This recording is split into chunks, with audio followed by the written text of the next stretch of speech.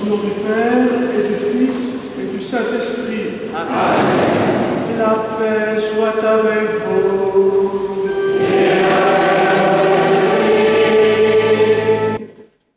Chers amis, chers frères et sœurs, quelle joie de vous retrouver pour ce beau moment où nous allons installer votre nouveau curé et l'archiprêtre. Je salue tout particulièrement les prêtres qui sont ici, montre cette communion qui existe entre eux et avec l'évêque. Je salue les représentants de la communauté protestante, puis ukrainienne. Et en disant ukrainienne, nous avons dans le cœur et dans les yeux ce qui se passe dans ce pays, avec toujours au plus profond de notre cœur l'espérance de voir un jour, et le plus rapidement possible, cette guerre s'arrêter et la fraternité l'emporter.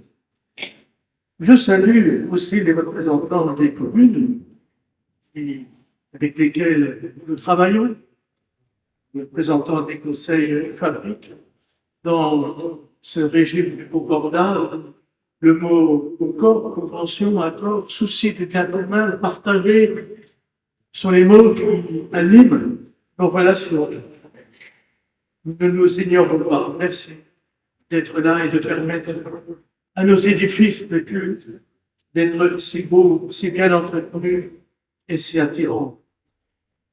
Et il y a aussi quelqu'un que je voudrais présenter, parce qu'il me ressemble dans la vue extérieure. Il est plutôt dans l'autre continent, mais ce qu'il a sur la tête ressemble à ce que j'ai moi aussi. Donc c'est un évêque. Je ne l'installe pas ici. Mais il se trouve que, vous savez, la providence, c'est la présence de Dieu dans nos vies. On se laisse conduire avec des moments difficiles, des moments plus joyeux que le Seigneur ne nous abandonne pas. Et il y a des moments où on retrouve des personnes alors qu'on s'y attend pas. Monseigneur Nestor est évêque de Bossandon. Alors Bossandon, ça se trouve en République centrafricaine. Qu'est-ce que ça a à voir avec la Moselle? Pas grand-chose, peut-être, vraiment pas. Creuser. Côté du Sylvain. Mais ça a quelque chose à voir avec notre évêque. Parce qu'il y a plus de 40 ans, quand j'avais 20 ans, je suis allé en coopération pendant 2 ans. Je dis pour les jeunes, sans Internet, sans télévision, sans téléphone, avec simplement la possibilité d'écrire une lettre, d'arriver ça allait rapidement. Et ce moment m'a beaucoup marqué. Voir une autre culture et en vivre, et comprendre que de là, ou à travers les cultures, on fait l'expérience de la fraternité universelle. Nous sommes tous d'abord frères. Ce qui explique notre souci toujours d'accueillir ceux qui viennent d'ailleurs le mieux possible. Et ce diocèse, il a été créé par les Capucins de Savoie, qui est en mission là-bas. Savoie, l'évêque de Savoie, c'était Philippe Malone, et ce trouve donc qu'il est déjà une diocèse qui est en coopération. Et bien plus, cela peut toucher la Moselle, donc l'Alsace. C'est qu'il est la Société des missions africaines. Il a été provincial de France, curé d'Haguenau. Et donc, il était de passage à Haguenau. Il m'a téléphoné, il s'est resté sur le répondeur. J'essayais d'adresser le répondeur, mais à un moment donné, en fin de semaine, on a réussi à se parler. Et il me dit, je vais enfin, semaine, au Sylvain. Je dis, je suis pas loin. Alors, tu peux venir me rejoindre à l'Eucharistie, on installera le nouveau. Ça me fait penser aussi à la radio du Nord, à l'administration française, dont le nouvel évêque qui a été ordonné il y a quelques mois était originaire d'Ars, sur Moselle, où vient notre curé.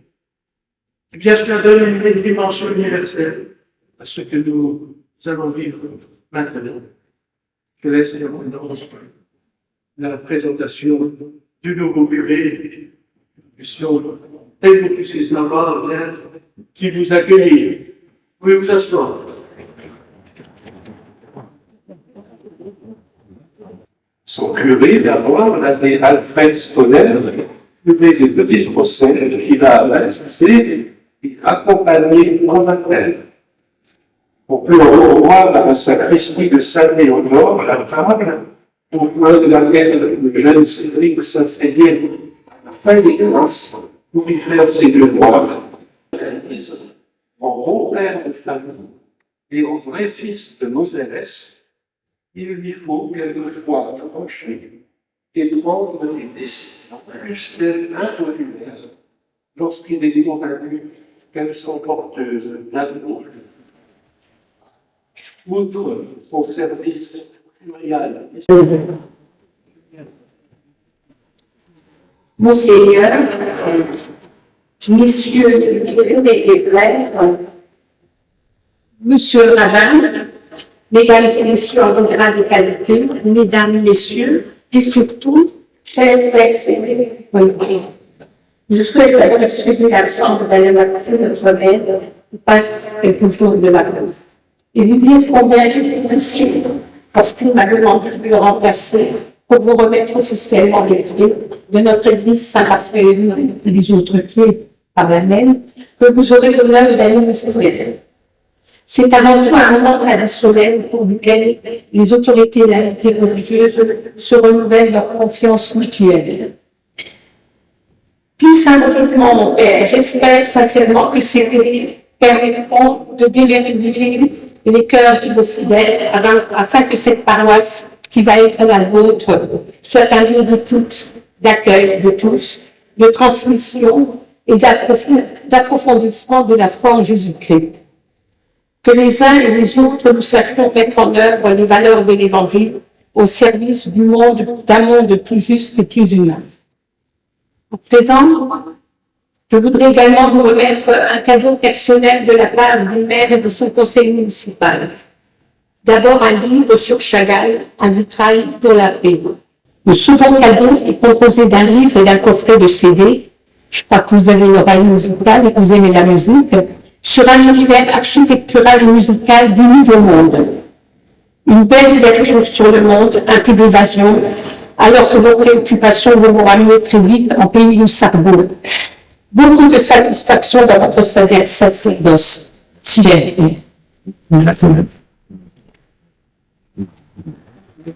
De la lettre de nomination que j'ai adressée à M. l'abbé Cédric Pitonnet.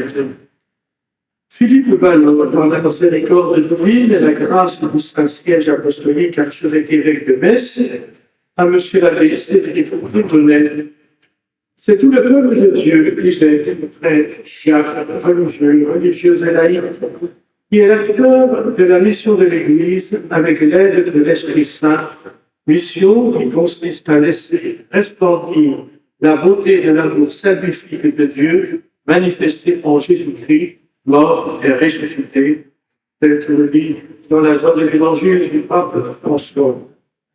Le ministère presbytéral y trouve sa place particulière et s'exerce en pleine communion avec l'évêque, en lien étroit avec les autres prêtres et en co-responsabilité différenciée avec les diacres et les laïcs.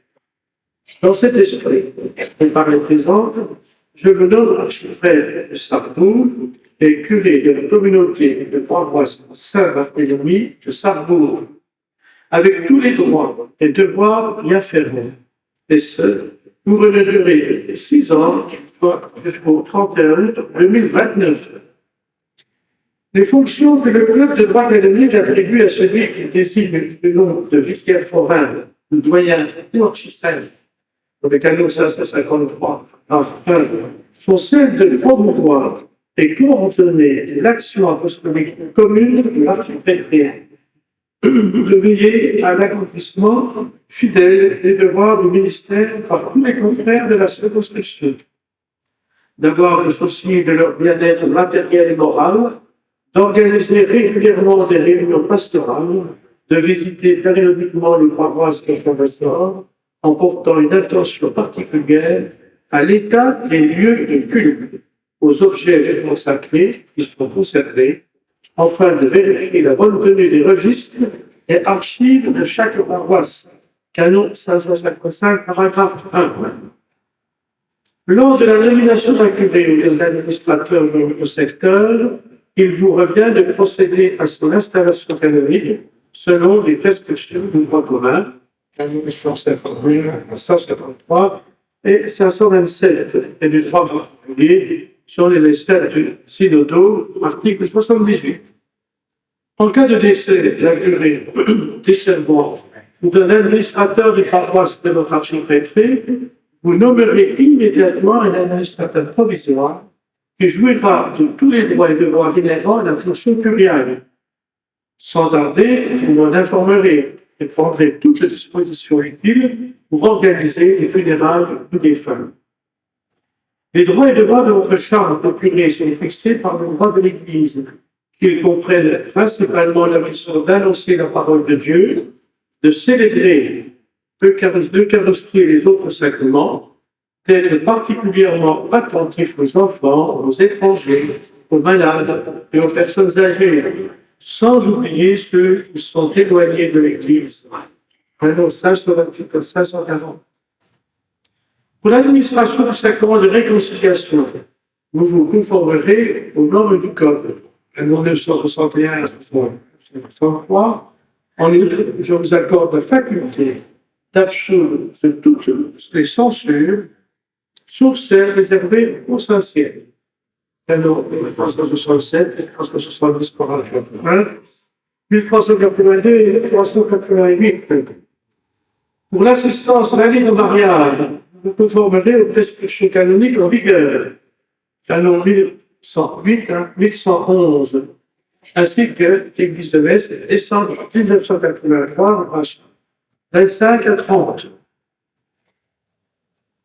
Dans l'ensemble des tâches que comporte votre ministère pastoral, il est urgent d'éveiller les fidèles à la notion de communauté et de travailler ensemble à l'échelle de l'archiprêtrie. Toutes les références au canot ou au texte que j'ai pu donner montrent l'importance de ce qui est prévu par le Code. L'Église étant une société comme les autres. Elle a un droit qui donne un bon repère. Donc, il va nous y référer. Ce sont aussi des canons issus du Concile Vatican II. Comme le droit canonique étant, on pourrait dire, c'était Saint Jean-Paul II, le dernier acte du Concile.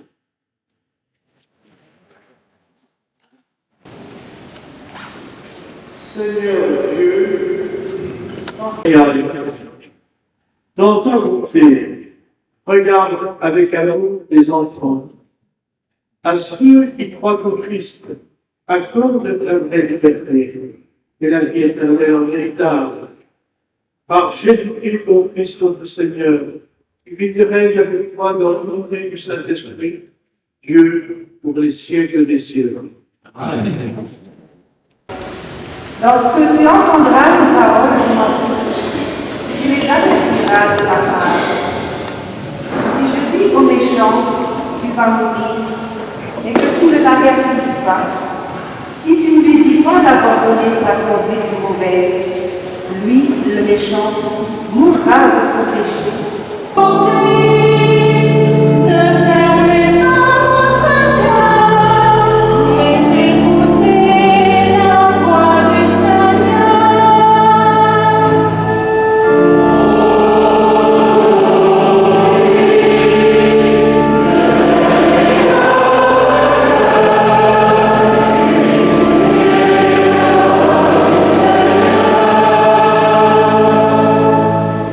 Venez, prions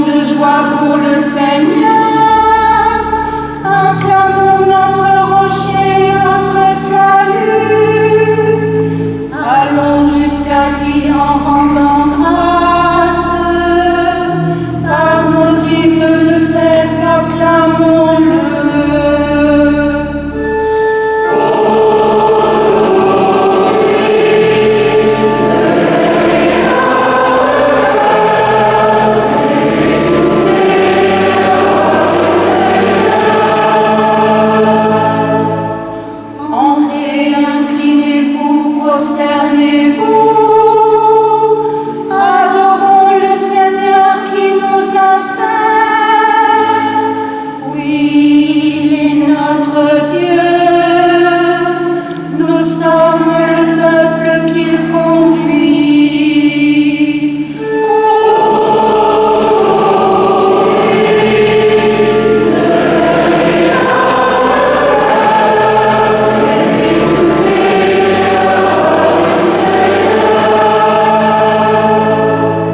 Aujourd'hui, écouterez-vous sa parole. Ne fermez pas votre cœur comme un désert, où vos pères m'ont tenté et provoqué, et pourtant ils avaient vu mon exploit.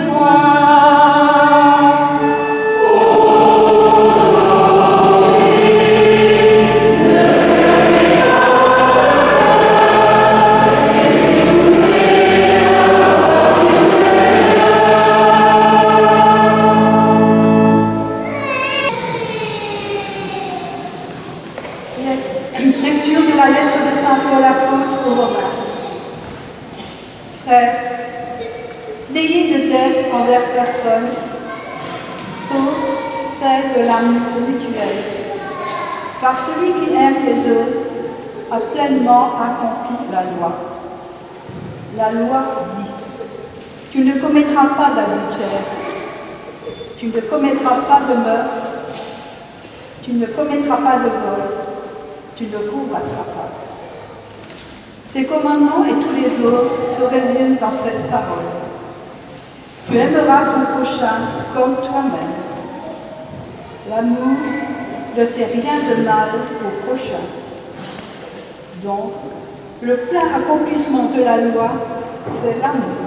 Avec foi, de l'enseigner avec fidélité, de le vivre avec joie dans ta communauté de paroisse.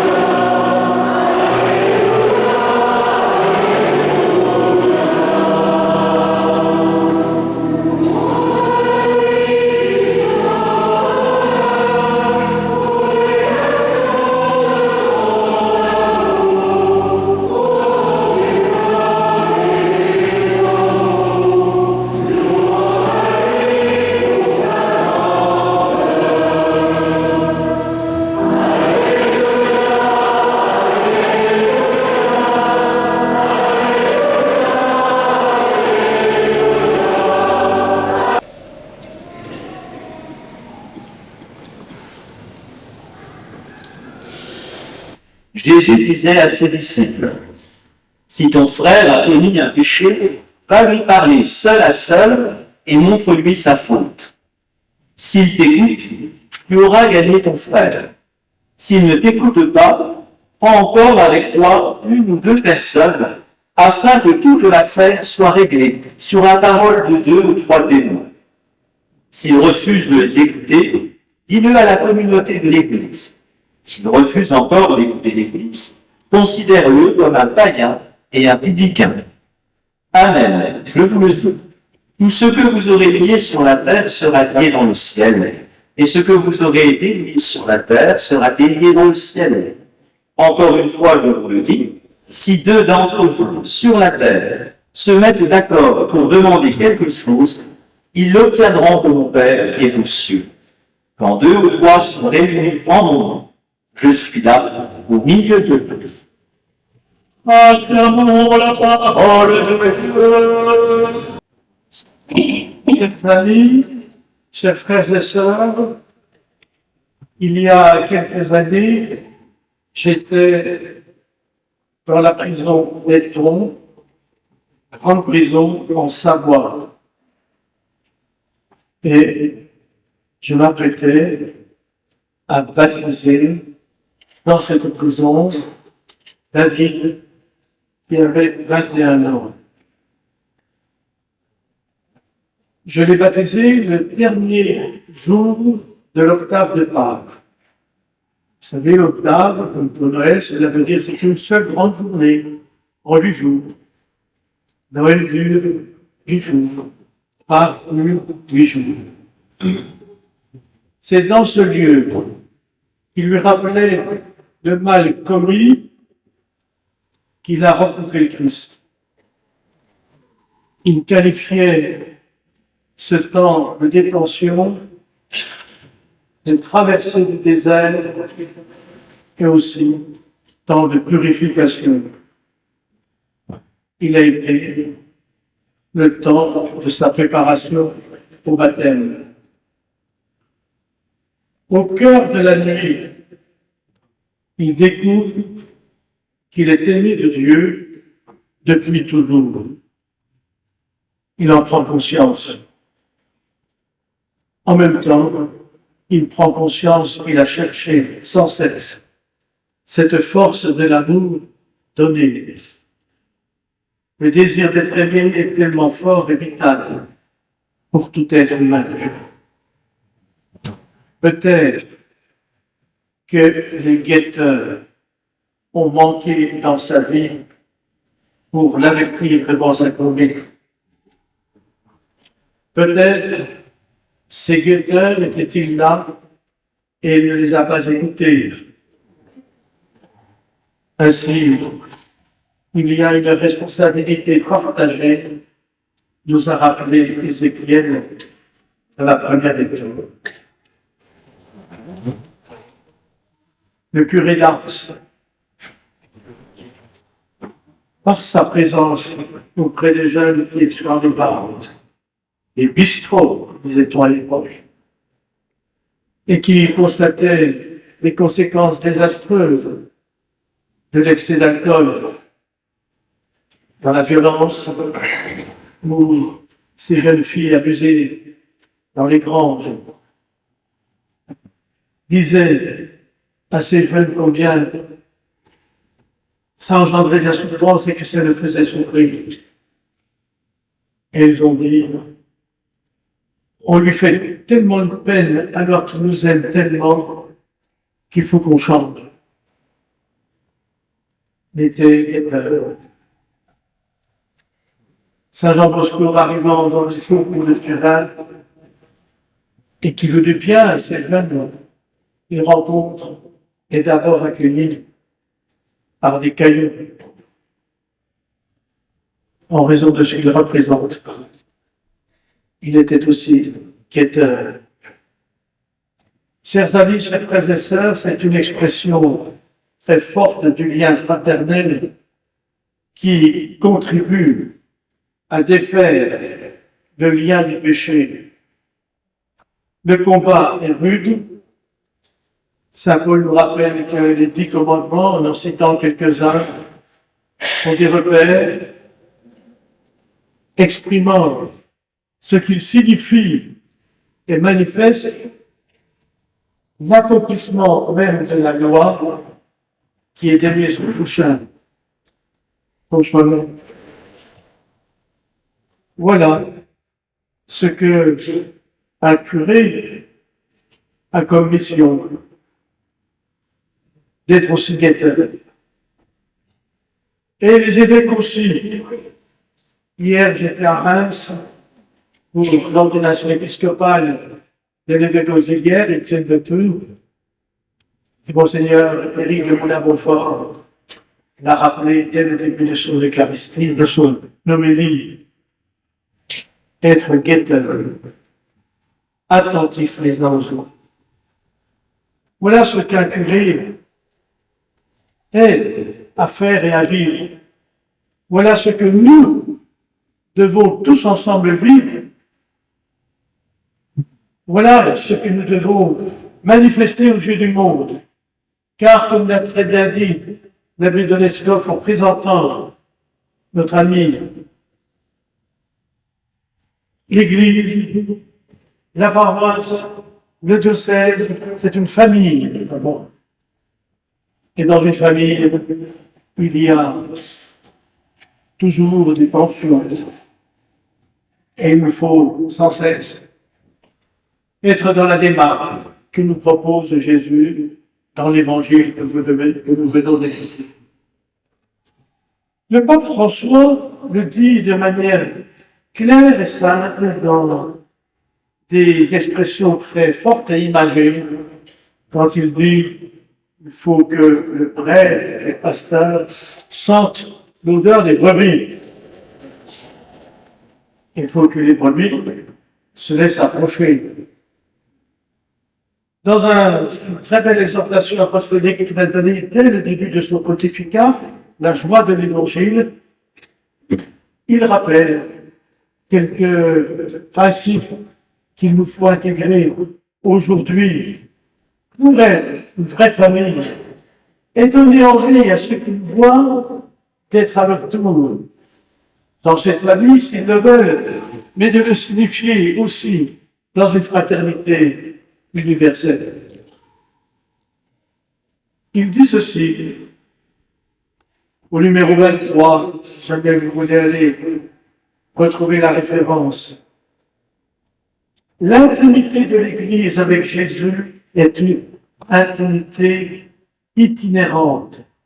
Et la communion se présente essentiellement comme une communion missionnaire. Fidèle au modèle de maître, il est vital qu'aujourd'hui, l'Église sorte pour annoncer l'Évangile à tous, en tout lieu, en toute occasion, sans hésitation, sans répulsion et sans peur. La joie de l'Évangile est pour tout le peuple. Personne ne peut en être exclu. Un peu plus loin, au 27, j'imagine. Alors, nous allons tous imaginer avec le pape. J'imagine un choix missionnaire capable de transformer toute chose afin que les habitudes, les styles, les horaires, le langage et toute structure ecclésiale deviennent un canal adéquat pour l'évangélisation du monde actuel, plus que pour l'autopréservation. Surtout, le privé n'enlevez pas notre messe à telle heure. Il va y avoir la messe d'autre manière, une célébration d'une manière. La réforme des structures qui exige la conversion pastorale ne peut se comprendre qu'en ce sens. Faire en sorte qu'elles deviennent toutes plus missionnaires, que la pastorale ordinaire, en tous ses instants, soit plus expansive et ouverte, qu'elle mette les agents pastoraux en constante attitude de sortie et favorise ainsi la réponse positive de tous ceux auxquels Jésus offre son amitié. Comme le disait Saint Jean-Paul II aux évêques de l'Océanie, tout renouvellement dans l'Église doit avoir pour but la mission, afin de ne pas tomber dans le risque d'une Église centrée sur elle-même. Un peu plus loin, numéro 33, la pastorale en termes missionnaires exige d'abandonner le confortable critère pastoral du « on a toujours fait ainsi ». J'invite chacun à être audacieux et créatif dans ce devoir de repenser les objectifs, les structures, le style et les méthodes évangélisatrices de leur propre communauté. Une identification des fins sans une adéquate recherche communautaire des moyens pour les atteindre est condamnée à se traduire en pure imagination. J'exhorte chacun à appliquer avec générosité et courage les orientations de ce document sans interdiction ni peur. L'important est de ne pas marcher seul, mais de toujours compter sur les frères et sœurs, spécialement sur la conduite des évêques dans un sage et réaliste discernement pastoral. Alors vous allez demander, mais ça c'est peut-être pour ceux qui sont engagés, ceux qui ont des responsabilités. Eh bien non, c'est fait pour tout le monde. Voilà ce qu'il dit le pape au numéro 120. En vertu du baptême reçu, chaque membre du peuple de Dieu est devenu disciple missionnaire. Chaque baptisé, quelle que soit sa fonction dans l'Église et le niveau d'instruction de sa foi, est un sujet à l'évangélisation. Et il serait inadéquat de penser à un autre schéma d'évangélisation utilisé pour des acteurs qualifiés où le reste du peuple fidèle serait seulement destiné à bénéficier de leurs actions. La nouvelle évangélisation doit impliquer que chaque baptisé soit protagoniste d'une façon nouvelle. Et cette conviction se transforme en un appel adressé à chaque chrétien pour que personne ne renonce à son engagement pour l'évangélisation. Car s'il a vraiment fait l'expérience de l'amour de Dieu qui le sauve, il n'a pas besoin de beaucoup de temps de préparation pour aller l'annoncer. Il ne peut pas attendre d'avoir reçu beaucoup de leçons, de longues instructions. Et c'est vrai, quand on est prêt à partager sa foi très simplement, eh bien, le désir de l'approfondir et de l'apprendre davantage vient tout de suite. Demain, qui va rendre compte de cette belle célébration? Qui va en parler? À qui? Je vois parmi vous des sourires du côté de jeunes. Et oui, quand on arrive au travail, j'ai vécu un événement hier unique. Regardez le match de rugby. Non, c'était la veille. Non, ça c'est bon, on a bien regardé aussi. C'était très, très beau. On a quand même gagné, alors qu'on avait démarré gagnement. Mais c'était belle. Pour vous dire que je suis au courant. Et alors, c'est en boîte? Non, ça c'est commun. Mais j'étais à l'église. Qu'est-ce qu'il y avait à l'église? Il y avait 2 évêques. C'est au moins ce qui c'est qu'un évêque. Mais on a cela notre curé. Tu vois ce que c'est que le curé? Il a le souci de tout le monde. Donc, vous voyez que je vous donne des manières de faire. Mais demain, qui témoignera? Tous, du plus petit au plus grand. C'est comme cela que l'on partage ce que nous avons fort dans le cœur et que l'autre comprend, on lui partage quelque chose qui est vital pour nous.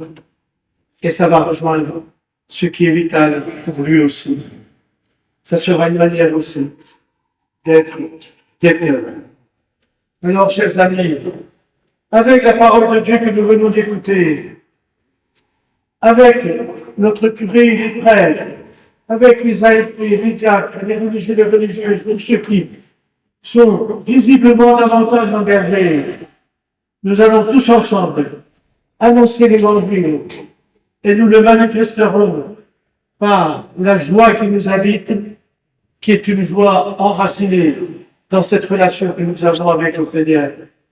Et alors, nous serons heureux de voir beaucoup de personnes s'intéresser parce qu'elles savent que les défis sont tellement grands.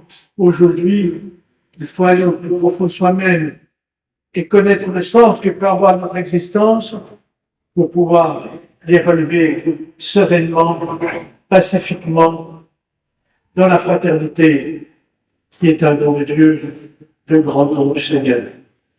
Alors, j'achève et je dis, je compte sur lui et je compte sur vous et lui peut compter sur vous et puis vous pourrez aussi compter sur moi.